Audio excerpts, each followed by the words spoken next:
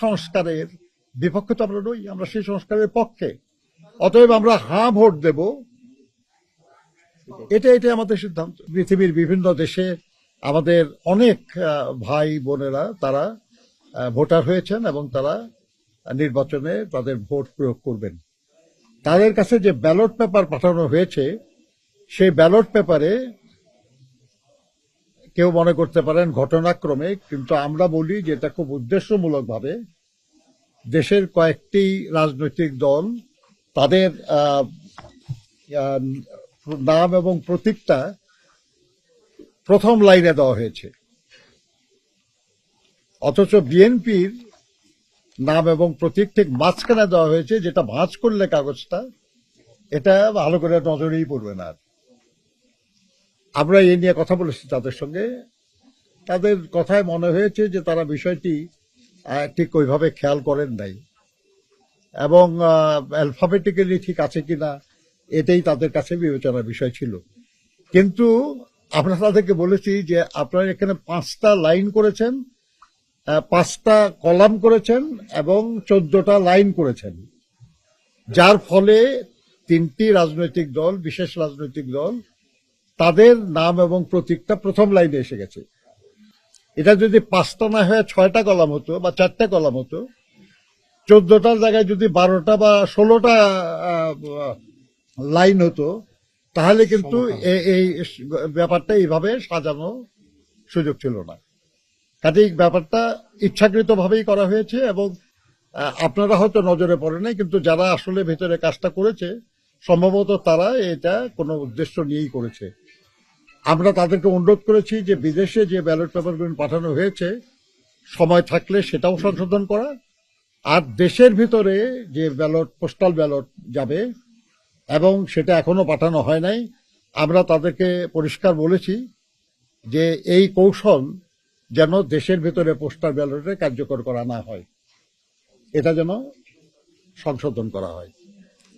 আমরা এটাও বলেছি তাদেরকে যে এই পোস্টাল ব্যালট পৃথিবীর বিভিন্ন জায়গায় যে পদ্ধতিতে বিতরণ করা হচ্ছে এবং এটা সঠিক হচ্ছে না, এটা কিছু ত্রুটি হচ্ছে, যার জন্য আমরা দেখেছি যে বাহরাইনে একটি বিশেষ রাজনৈতিক দলের নেতৃবৃন্দ তারা এই অনেকগুলি ব্যালট পেপার তারা সেটা হ্যান্ডেল করছে।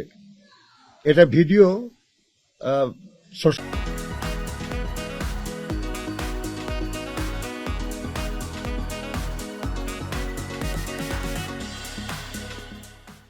মিডিয়ায় প্রকাশিত হয়েছে, ভাইরাল হয়ে গেছে। তো ওনারা বললেন যে এটা তাদের নজরে এসছে এবং তারা বাহরাইনে রাষ্ট্রদূতের সঙ্গে যোগাযোগ করেছেন এবং সেখান থেকে যে রিপোর্ট বাহরাইনের গভর্নমেন্টের কাছ থেকে এসছে সেটা এটা স্বীকার করা হয়েছে যে হ্যাঁ এরকম একটা ঘটনা তারা জেনেছেন। কিন্তু এই ব্যাপারে আরো তদন্ত করে তারা রিপোর্ট দিবেন এবং সেই অনুযায়ী তারা ব্যবস্থা গ্রহণ করবেন।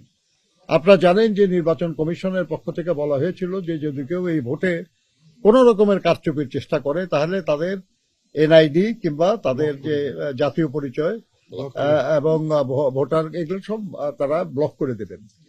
আমরা মনে করি যে যারাই এই নির্বাচনকে বিঘ্নিত করার জন্য এটাকে কারচুপি করার চেষ্টা করছে তাদের বিরুদ্ধে যেন আইন অনুযায়ী কার্যকর ব্যবস্থা নেওয়া হয়। এটা আর একটা বিষয় আমরা আলোচনা করেছি, তারা বলেছেন তারা এই ব্যাপারে ব্যবস্থা নেবেন। আমরা দেখেছি যে একটি বিশেষ রাজনৈতিক দল তারা আমাদের ভোটারদের কাছে বিভিন্ন এলাকায় সারা দেশেই প্রায় তারা তাদের ভোটার আইডি কার্ড, তাদের এনআইডি কার্ড, তাদের মোবাইল নাম্বার এগুলো সংগ্রহ করছে।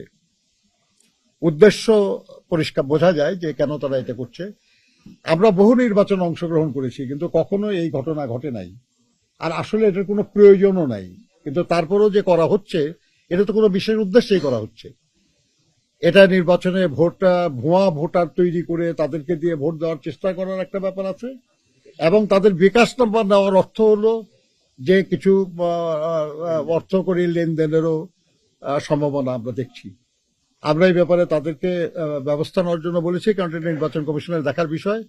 তারা বলেছেন তারা এই ব্যাপারে প্রয়োজনীয় ব্যবস্থা গ্রহণ করবেন। আমরা এসব ব্যাপারে প্রত্যেক ব্যাপারে আমরা এক চিঠি তাদেরকে দিয়েছি। আমরা যেসব বিষয়ে একমত হতে পারি নাই সেগুলো আমরা নোট অফ ডিসেন্ট দিয়েছি।